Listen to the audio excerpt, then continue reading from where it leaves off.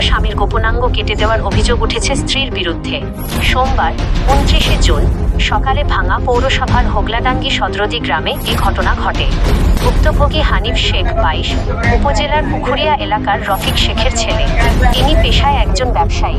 অভিযুক্তের নাম সুমাইয়া আক্তার। তাদের বাড়ি ভাঙা উপজেলার মানিকদহ ইউনিয়নের পুখুরিয়া এলাকায়। তবে সম্প্রতি তারা হোগলাডাঙ্গি সদরদি গ্রামের একটি ভাড়া বাসায় বসবাস করছিলেন। স্থানীয় সূত্রে জানা যায়, প্রায় ১.৫ মাস আগে তারা বদিউজ্জামানের বাড়িতে ভাড়া ওঠেন। এরপর থেকেই স্বামী স্ত্রীর মধ্যে প্রায়ই পারিবারিক কলহ লেগে থাকত। রোববার রাতেও তাদের মধ্যে ঝগড়া হয়।